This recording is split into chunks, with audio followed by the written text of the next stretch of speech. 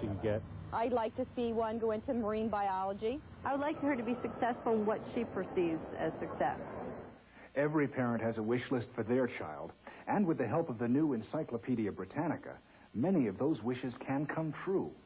When you give your child Encyclopedia Britannica, you're giving the finest home learning program in the world, the kind of real learning only books can provide. This 32-volume family reference library is always there for your child, with both instant information and in-depth knowledge to give your child an important advantage all through the school years and help make every good thing you wish for your child come true. I'd like for them to be productive, to be helpful to the society and to the world in which we live in. I want her to have whatever I didn't have. To get more information on the new Encyclopedia Britannica, call this number and we'll send you this free color booklet. And just for previewing Encyclopedia Britannica in your home, you'll get this handsome 3-volume desk reference set as a gift, absolutely free. I want them to go to college. That's my biggest dream, and make something out of themselves. As a parent, you can begin to fulfill the hopes and dreams for your child's future with just one phone call. So if you'd like to learn more about owning the new Encyclopedia Britannica, make this free call now. Our wishes are that he just lives up to the potential that he has. I want my kids to be happy, and I think happiness comes through freedom of choice. And I believe education is the key to that. For your free Encyclopedia Britannica information booklet, call now. 1-800-972-1900, 1-800-972-1900. A Pennsylvania community spent Monday dimming the lights on sex and hearing the message that there are other ways to make love without intercourse. No Sex Day was proclaimed in York County, Pennsylvania, population 300,000, where teenage mothers account for more than 1/5 of all childbirths. Susan Schrack reports. I think it's crazy. Crazy for Sex Out Day. Are you going to abstain tonight? No comment. This is the typical reaction from residents asked if they're going to participate in the York County Sex Out. This radical, first-of-its-kind proposition has everyone talking, most laughing. But the message or purpose behind the idea is really a very serious one. As much awareness that we can give to the students, to the community, that pregnancy in teenagers is a problem, and it brings out the awareness. This is really, really important. York County has one of the highest teen pregnancy rates in the state of Pennsylvania. Teens account for 21.3% of the births in the county, and the number is only rising. Area teens are saying having a sex out day is all right, but too late for some of them. There's a lot of pressure from other teenagers, and it's just a lot, and you have to really hold on. And I don't think we get enough education on it. They taught you about the parts of the body, and they didn't teach you whether it was right or wrong. I know it could be either way, but still, they didn't teach you that. Ginger and Tricia are only 2 of 39 unwed pregnancies the York County Vocational Technical School has seen within its walls this school year. The teens are saying more attention must be paid to sex education, and the classes offered need much more content. The great York County Sex Out, although offbeat and unconventional, is starting the healing process. It's got everyone talking. In York, Susan Schrack for CBS News. Joining us now is one of the organizers of the Great York Sex Out, Joe Fay. He is chairman of the Teen Pregnancy Coalition of York County and an official with the York Health Department. Hello, Mr. Fay. Thanks for being with us. Good evening. Many people would say that this is a worthy idea, but just how optimistic are you that teenagers in particular will hear the message and respond? Well, we feel pretty good about it. We have no way of obviously knowing exactly how many teens are going to comply with our request, but based on conversations that many of us have had with teens all over the place, it seems like they're taking it in the spirit in which it was intended, and that doesn't seem to be any problem for most people to abstain from sexual intercourse for one day. But how much of a difference do you think one day is going to make in the big picture for these kids? Well, not much if it's just this one day, but we think if this can be a springboard to increase discussion of the topic of teenage sexual behavior and the problem of teen pregnancy, and why we need to do a more complete job of sexuality education in the schools, and why parents need to do a better job talking with their kids about it, and why churches and the entire community needs to do more, then we feel it was worth doing. Mm-hmm. Am I correct in assuming that just because your organization is promoting this day of abstinence, you also are in favor of birth control and birth control education for teenagers? Is that correct? Exactly, yes. This day of abstinence is one day out of a full week of pregnancy prevention activities, and our coalition is a very broad-based organization and includes pro-life and pro-choice people, liberals and conservatives, Christians and non-Christians, and we believe abstinence is the most effective way of preventing pregnancy, but we're also in support of birth control services being readily available to teens. And we also support K-12 sexuality education in the schools. We heard the real astounding statistics when it comes to pregnancy, teen pregnancies in your particular community. What factors do you attribute that to in your community specifically? We don't know for sure. We believe that it might have something to do with the fact that York County is considered to be a very conservative area, and generally conservative areas are less likely to talk openly about the subject of sexuality, and when people don't talk openly about it, teens are less likely to talk about it in a relationship. They're not less likely to have sex, but they are less likely to plan ahead and therefore to use birth control, and that's going to lead to more unwanted pregnancies. So this is one reason why we want to increase the dialogue, because talking about sex will make it safer and will prevent pregnancies. Abstinence outside of marriage is certainly a message that we've been hearing a lot about in this age of AIDS, but how receptive to the idea of abstinence do you think teenagers are in the 90s? Well, we think there's a lot that can be done to increase the message of abstinence. What we're finding and hearing from a lot of teens is there's tremendous pressure out there to have sexual intercourse. It starts at very early ages, and if we can help teens deal with these pressures, a lot of them are rushing to intercourse before they do much of anything else. We're finding that the average time, for example, between first date and first intercourse is about 1 month. So they're making intercourse the goal of the relationship. They don't seem to be doing a lot of other, what we would call beginning sexual activities. They seem to have a lack of understanding of the many different ways that people can express intimacy for someone else besides having sexual intercourse. So if we can somehow delay the onset of intercourse, we feel we can accomplish a lot. All right. Joe Fay, chairman of the Teen Pregnancy Coalition, York County, Pennsylvania. Thanks for being with us. Thank you. CBS News up to the minute now goes global with danger lurking in the Philippines in the form of a restless volcano. The area around the Mayon volcano is still living under a state of alert. The volcano erupted at least 7 times over the weekend, blasting columns of ash a distance of 4 miles. About 2,000 people fled their homes to escape the ash, but Monday the local governor said those people should return home because they'd be safer there than at schools being used as shelters. The leaders of the Nicaraguan group that held 24 hostages in Nicaragua's embassy in Costa Rica have found refuge in the Dominican Republic after being granted asylum Monday. The 13-day hostage siege ended Sunday when the 5 Nicaraguan rebels were given $25,000 cash. The ransom in U.S. currency was delivered in a white sack and was the last condition for the release of the remaining hostages.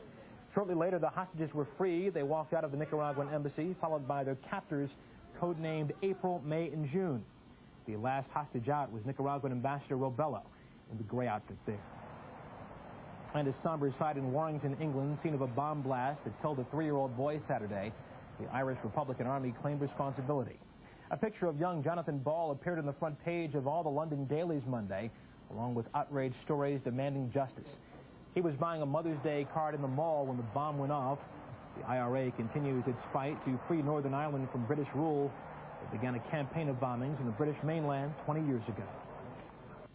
This morning's comment from London comes from Giles Brandreth, a member of Parliament who laments the budget process almost as much as American politicians do.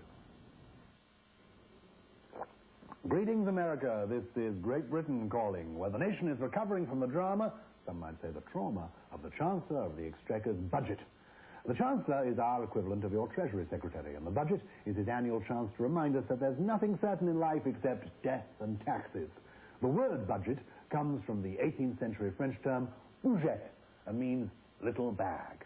The mother of parliaments, or perhaps out of deference to political rectitude I should be saying the parent of parliaments, well, it's a traditional old place, and the Chancellor has been bringing the details of his tax changes to the House of Commons in exactly the same little bag for over a century.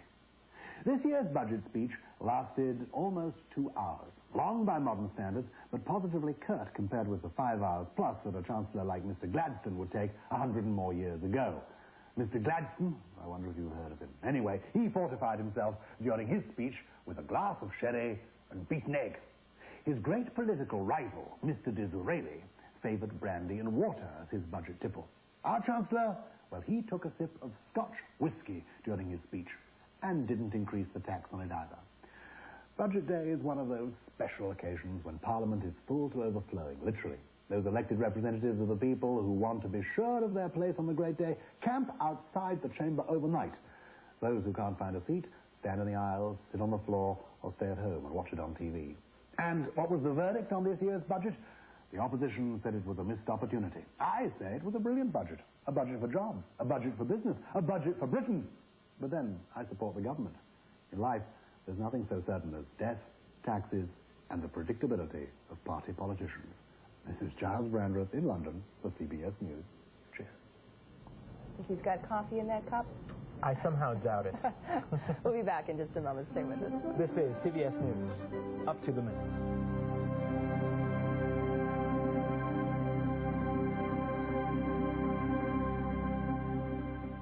Impossible! How can you store 8 rolls of Charmin in that tiny space? By squeezing, Chief. You see, moms need more storage space. So we're taking 8 rolls of Charmin and squeezing them. Great idea!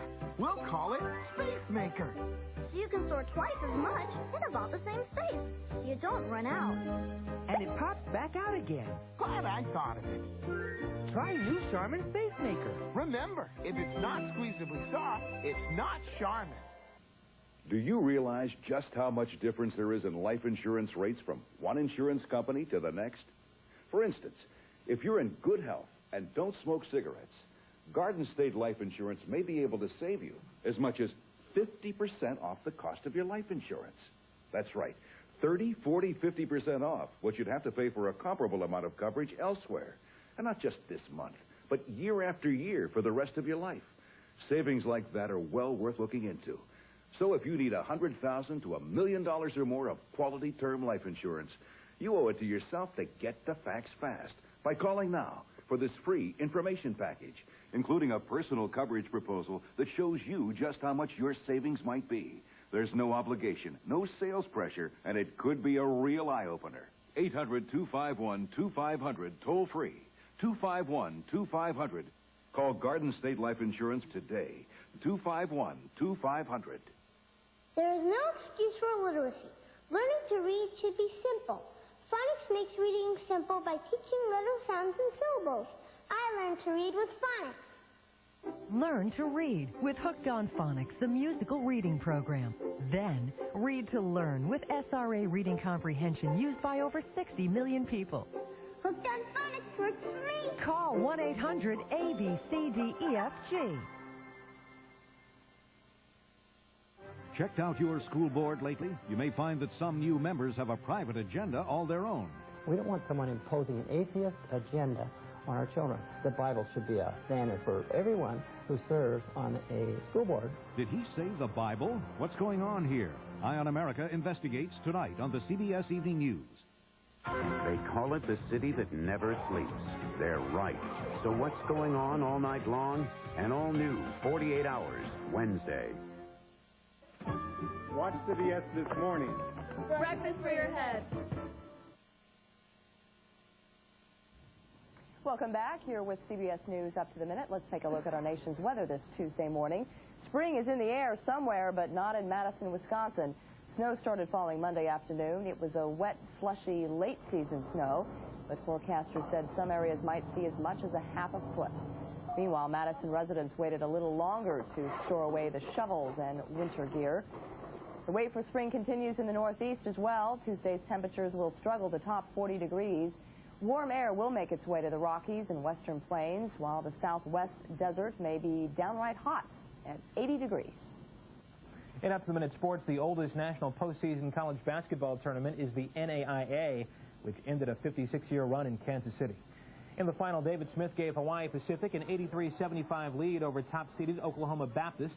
A pair of steals helped the Bison come back to trail 83-81 with 1:06 to play. But Darryl Barnett missed a short jumper, and Smith wound up sealing the game with 4 late free throws. It marked the first national championship ever for a team from Hawaii. The NAIA moves to Tulsa, Oklahoma next year. Now, let's take a look at Monday's scoreboard.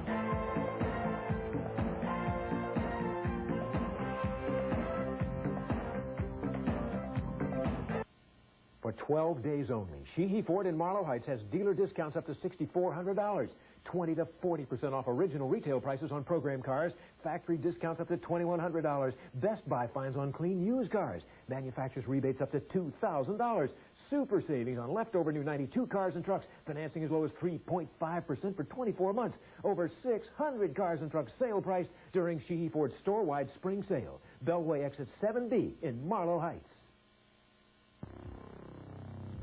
I thought using drugs would make people respect me. I thought drugs meant freedom. Well, now I'm in a place where nobody respects me, and I'm sure not free. If you think drugs are going to solve your problems, think again.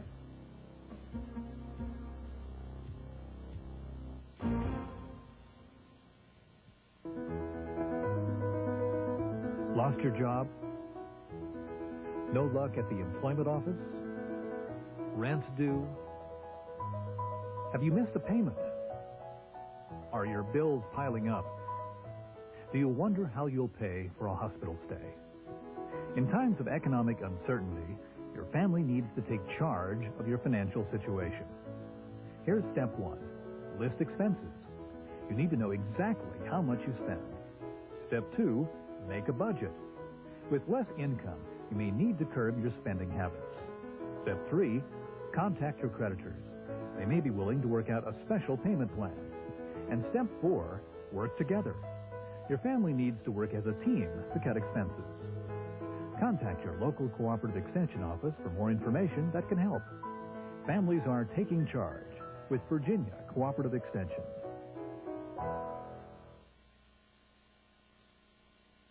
Well, let's talk a little turkey this morning, shall we? The wild turkey has been part of the American landscape since the first Thanksgiving, and now there are new efforts underway to ensure wild turkeys are as much a part of our future as our folklore. Bill Hudson reports from Minnesota.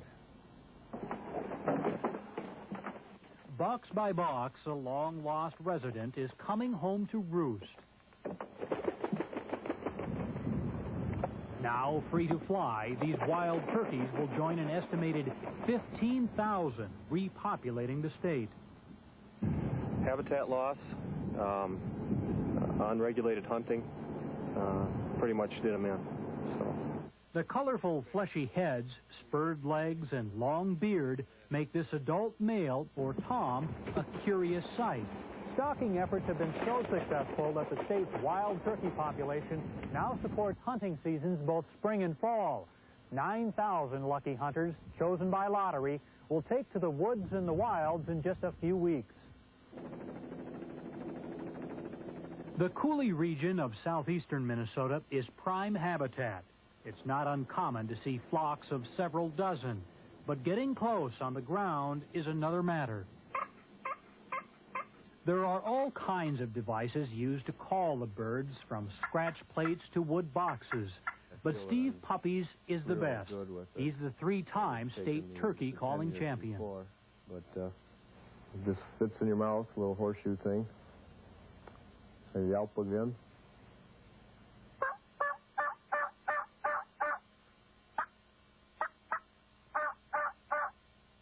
And thanks to reintroduction efforts, that distinctive sound can again be heard in the wild.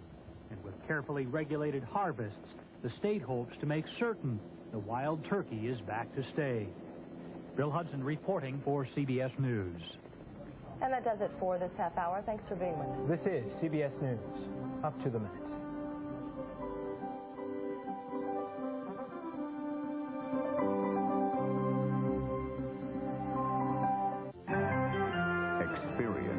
CBS News.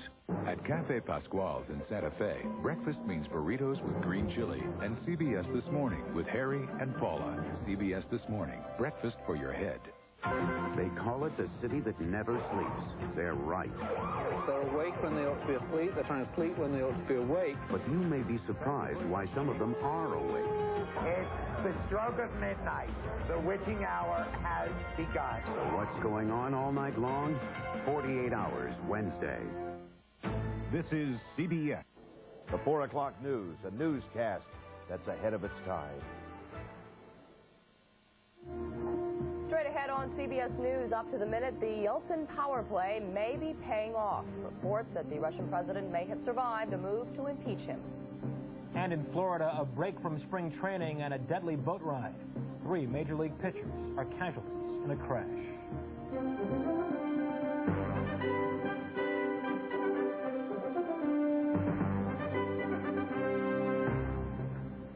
Good morning from the headquarters of CBS News in New York. This is Up to the Minute. I'm Monica Gale. And I'm Russ Mitchell. According to one official in Moscow this morning, Russian President Boris Yeltsin got off easy.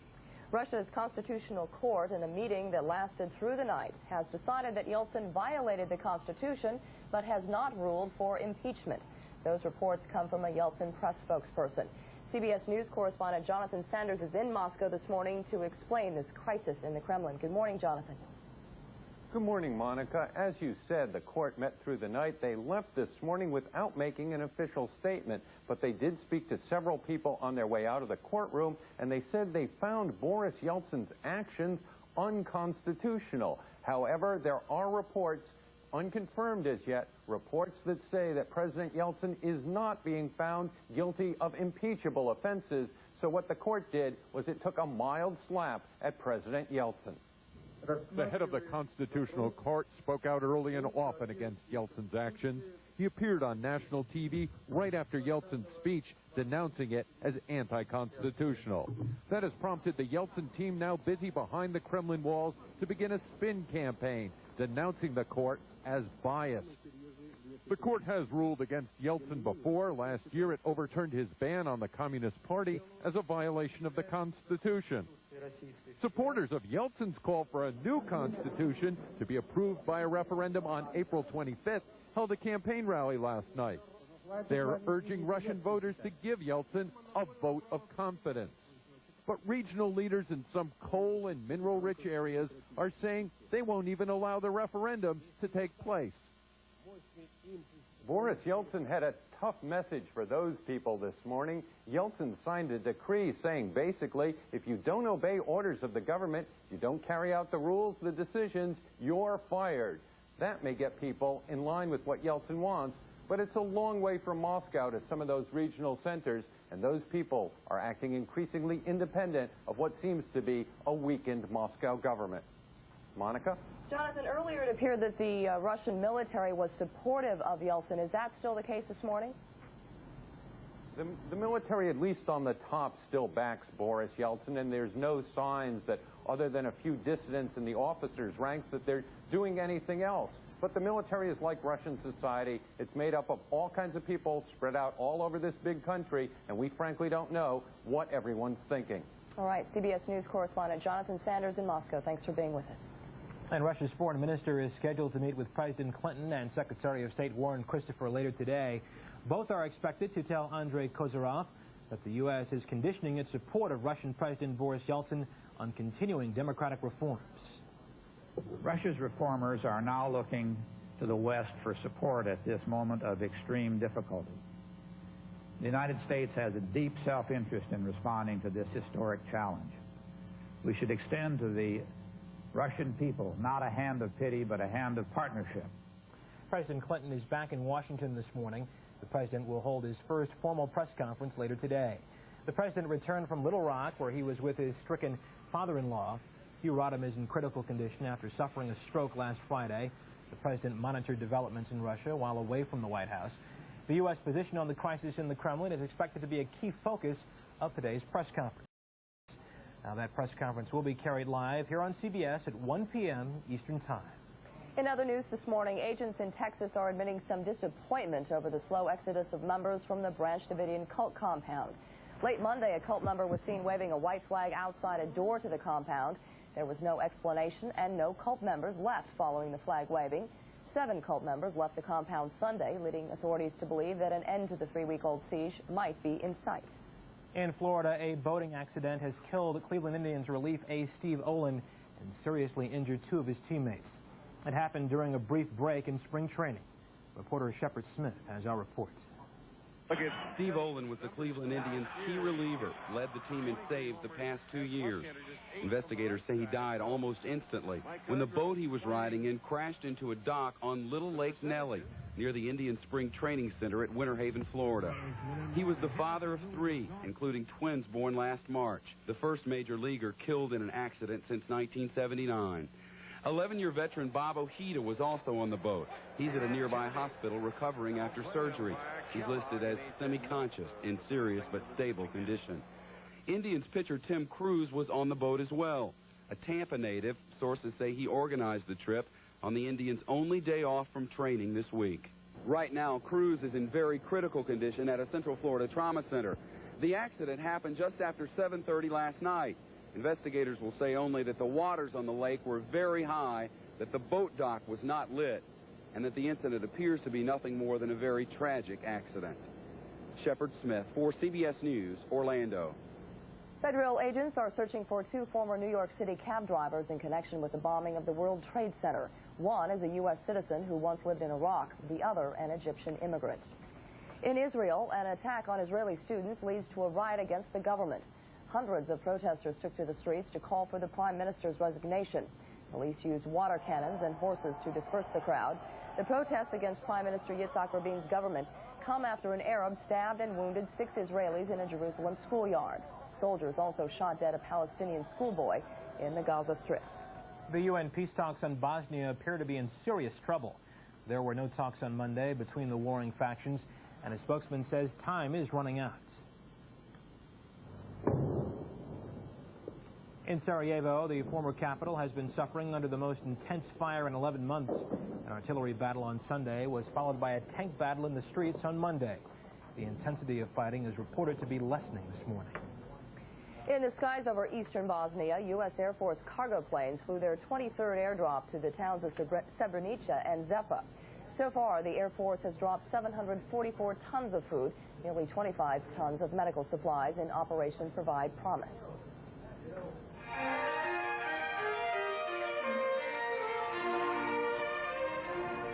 And there was beauty to help balance the atrocities in the former Yugoslavia. In Rome, 2 of the world's greatest violinists played together for the first time to raise money for the children of Bosnia and Croatia.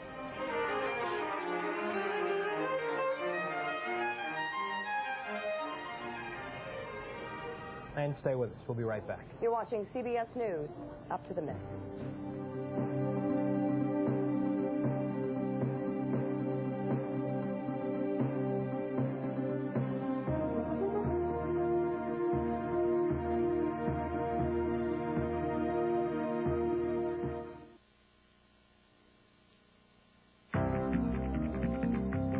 In Washington, life never slows down. When you need a new car, truck, or van, Oarsman helps you cope with today's fast-paced world. With more incentives, savings, selection, and locations around the Beltway in Maryland and Virginia, just follow the signs to Oarsman, where you'll always get your way. I got the car that I wanted at the price that I wanted. The salespeople were very friendly. I got my way at Oarsman Honda. Today, all roads to your best Honda deal lead to Oarsman Honda, Bethesda, Maryland.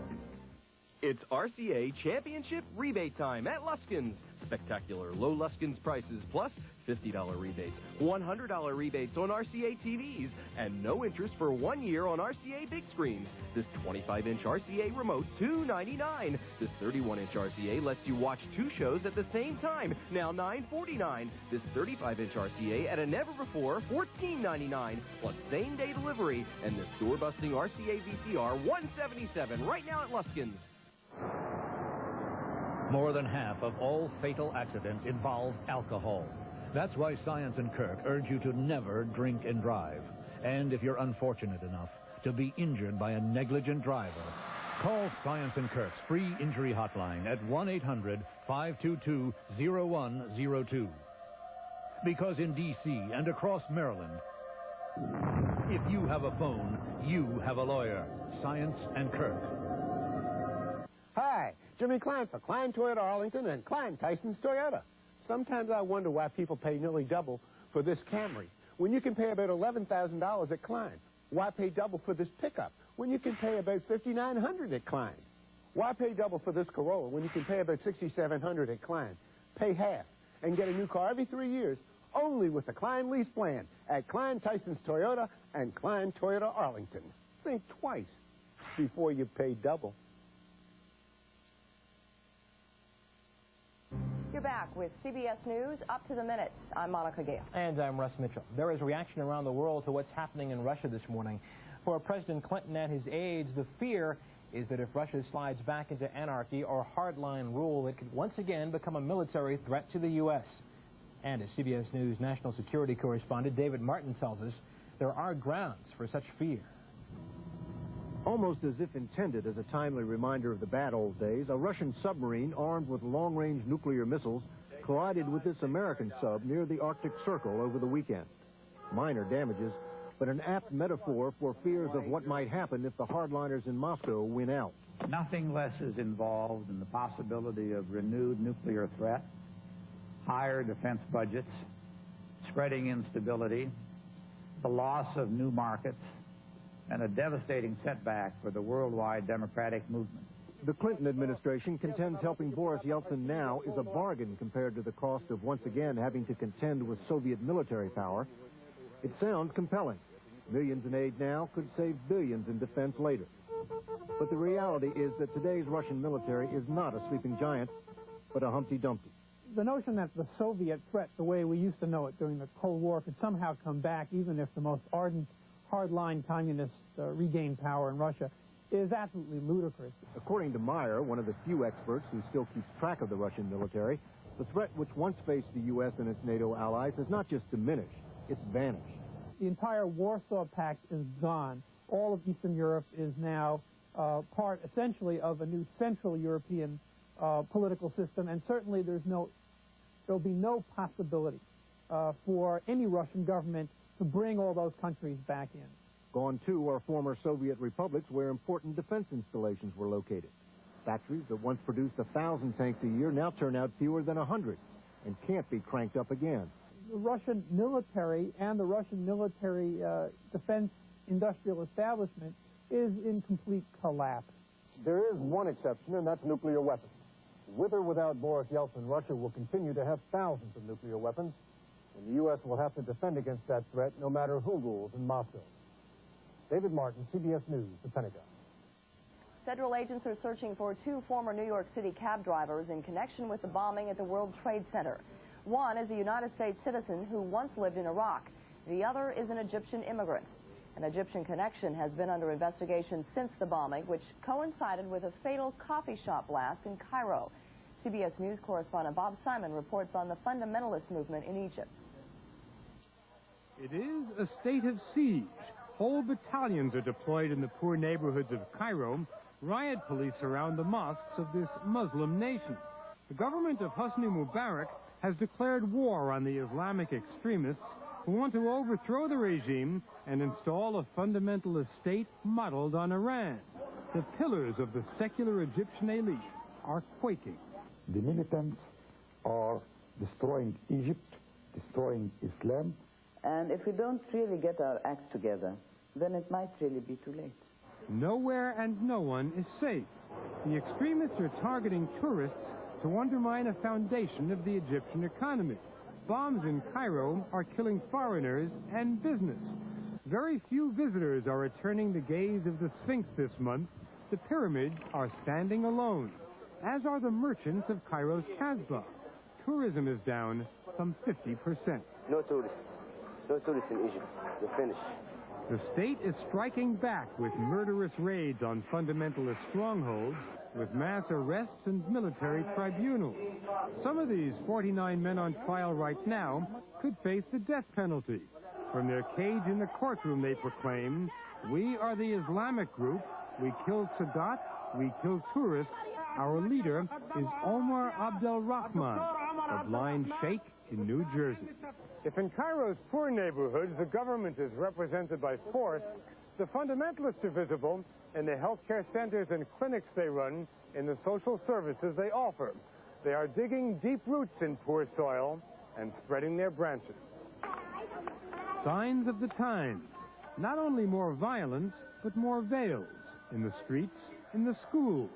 What the fundamentalists have in their favor, the force behind the call to prayer, is the failure of a corrupt system to provide jobs, welfare, or hope. The government is relying only on security and coercive measures. And while these may be necessary, they are not sufficient. The prize is nothing less than the largest and most important nation in the Middle East, the backbone of American policy in the region. Only the opening rounds of the battle have been sounded so far in the slums of Egypt, in the streets of New York. Bob Simon, CBS News, Cairo. For years, the dream of making the grade in big-time sports and a shot at the big money was seen by some as a way out of inner-city poverty. To others, a good education was the best, even the only way out. Well, dreams and reality are clashing again, this time in a place you would never expect. CBS News correspondent Frank Courier has this morning's Eye on America. The game in Chicago is basketball.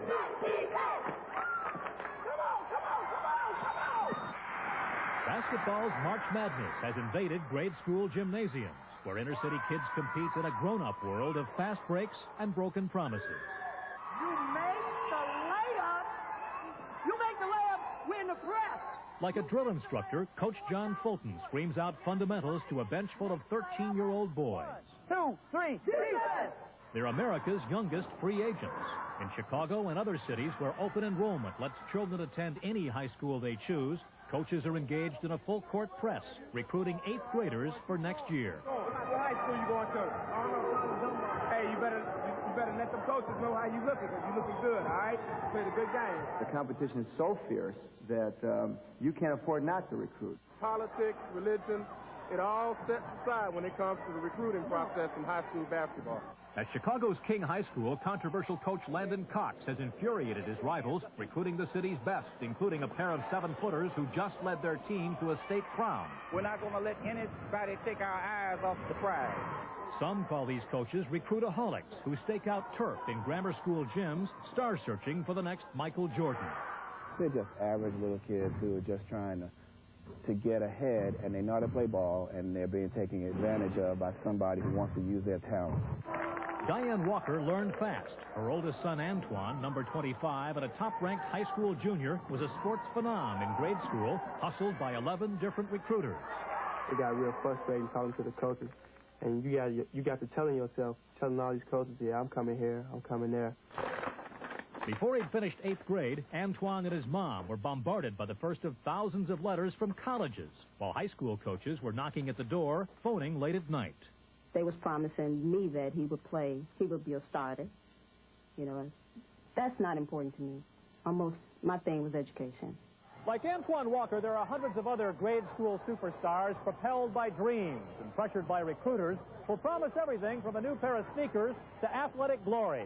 And for so many of them, it means simply basketball before books. In a town where sports often outscores academics, 2 out of 3 Chicago school kids rank far below the national average on math and reading tests.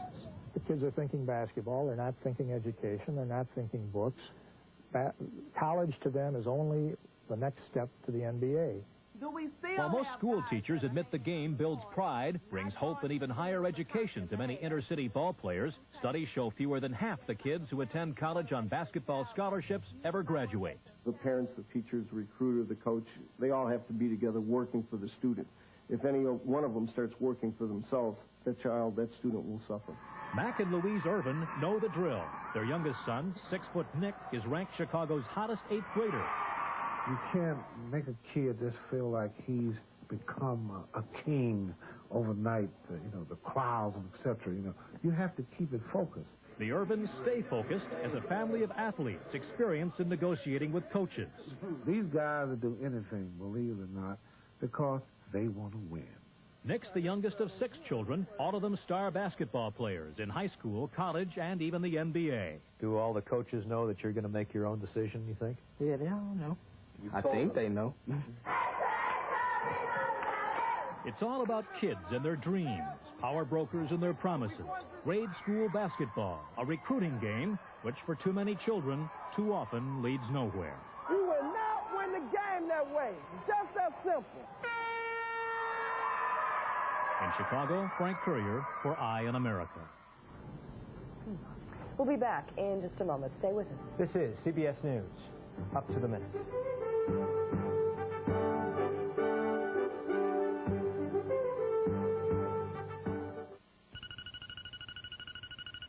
This is an effort to reach men and women who served in the United States Armed Forces. It concerns benefits reserved exclusively for honorably discharged veterans. Please use the toll-free number to respond. You are eligible if you served during peacetime or war, whether active duty or reserves. You are eligible if you served in any branch of service, including the National Guard. If you're age 45 to 75, find out if you qualify for this veterans-only offer. Are you getting all the benefits you're entitled to as a veteran? Chances are you're not, unless you've already gotten this package from Veterans Life. If you missed out on GI insurance, or even if you just want to add to your current protection, you can still get a good deal on term life insurance at the rate of just $1 a week. Call this toll-free number to get all the facts by mail. Inside, you get straight talk about the features you want most, like guaranteed eligibility for both you and your spouse. The same $1 a week rate, whether you're 45, 75, or any age in between. And when you qualify, you can lock in the highest possible benefit amount. It will never go down. That's guaranteed. You get all this and more for as little as $1 a week. For veterans who want more coverage, higher amounts are also available. You can choose 2, 3, up to 5 full units of protection. Call now, and you'll also get this free guide to veterans' benefits. It's filled with facts about government benefits you may be entitled to collect. So if you or your spouse are age 45 through 75, call now. Don't miss out on any opportunities you've earned as a veteran. Veterans, call 1-800-252-8000 for free information on $1-a-week life insurance plans. You'll also get the free guide to veterans' benefits, plus a veterans discount prescription plan. Call 1-800-252-8000. That's 1-800-252-8000. Call now. Checked out your school board lately? You may find that some new members have a private agenda all their own. We don't want someone imposing an atheist agenda on our children. The Bible should be a standard for everyone who serves on a school board. Did he say the Bible? What's going on here? Eye on America investigates tonight on the CBS Evening News. They call it the city that never sleeps. They're right. So what's going on all night long? An all-new 48 Hours, Wednesday. Watch CBS this morning. Breakfast for your head.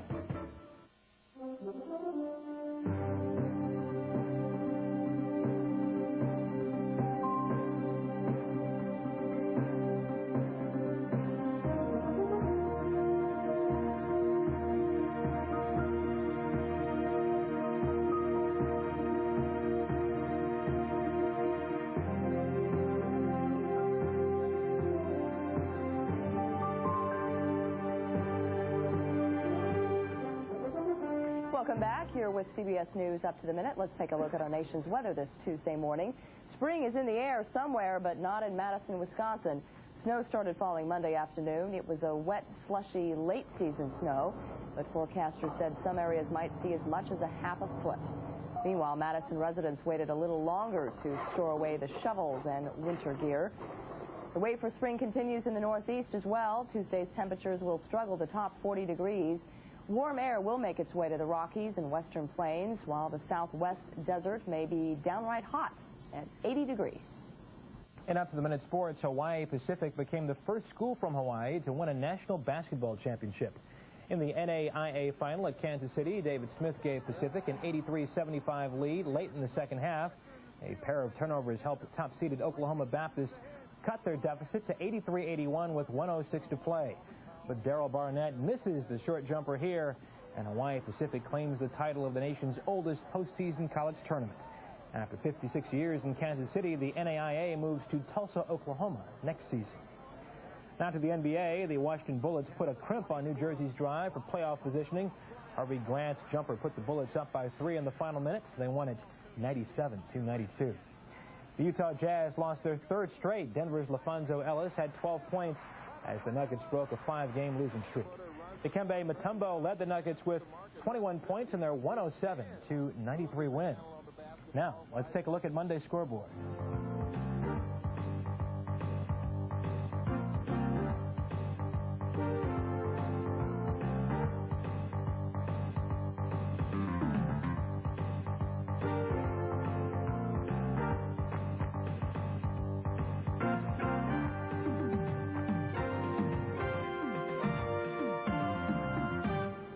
America's best-selling truck is loaded with features, even a few you may never use, like 24-hour emergency road service, loaner vehicles for overnight repairs, and, of course, a 3-year, 36,000-mile warranty. That's the F-Series Preferred Care Package. With Ford quality, you probably won't need it. But for peace of mind, it's nice knowing it's there. Right now, choose from a great selection of F-150 regular cabs, super cabs, and flare sides, and save $1,300 before you make your best deal. In Washington, life never slows down. When you need a new car, truck, or van, Ourisman helps you cope with today's fast-paced world. With more incentives, savings, selection, and locations around the Beltway in Maryland and Virginia, just follow the signs to Ourisman, where you'll always get your way. I got a great deal on my new truck, and they really helped me with my financing. We found our best deal at Ourisman Rockmont Chevrolet. Today, all roads to your best Chevy Geo deal lead to Ourisman Rockmont Chevrolet Geo, Rockville, Maryland. You might be surprised, but most medical malpractice cases aren't just about money. I'm Roger Greenberg, and my law firm, Greenberg & Betterman, helps people who've been injured by the carelessness of others. And sometimes that includes victims of medical malpractice, whose legal actions can send a message to that one doctor or hospital that they shouldn't ever hurt anybody like that again. If you have questions about medical malpractice, call us at 301-589-2200. And if you're a victim, we can help you send a message.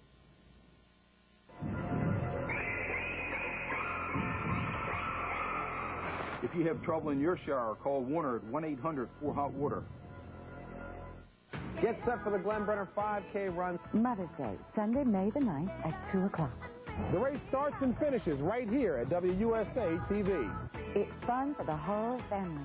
Watch for details coming soon on Channel 9.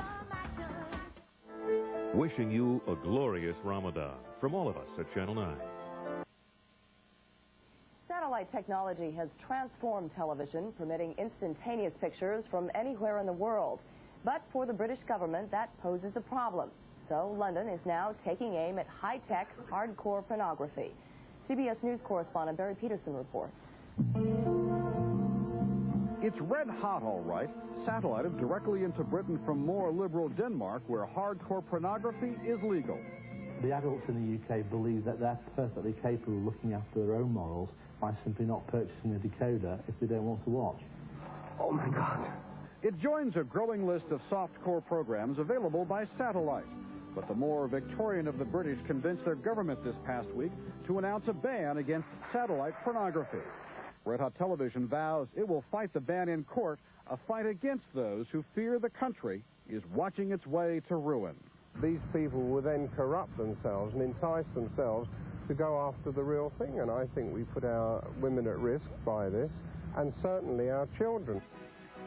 It's the seamy side of technology. Direct broadcast satellite news and entertainment channels are springing up everywhere and can be beamed almost anywhere. The dishes to receive them at home are small and easy to install. If you want news to be able to be zapped back from Yugoslavia to the States in a few milliseconds, then you've got to accept that other signals can be zapped back to the States at the same time, and there's very little you can do about it. And soon you may be getting television without using satellites. The video transmitted over telephone lines into the comfort of your home. You could dial up a favorite family movie from a local supplier or call in pornography from halfway around the world. Scotland Yard's anti-obscenity squad breaks into homes or shops to seize magazines and videotapes. Sometimes the same sort of thing now raining down by satellite. That's an anomaly, which makes it all rather silly. But I think inevitably we will be faced with such a flood of not just adult pornography, but child pornography and things like that, which are not acceptable in most countries in the world. You won't be able to stem it. And that, to some, is a truly frightening thought, that everything will be available to everybody all of the time, and that no one will be in control of technology's brave new world. Barry Peterson, CBS News, London. And that is all for this half hour. Thanks for joining us. This is CBS News. Up to the minute.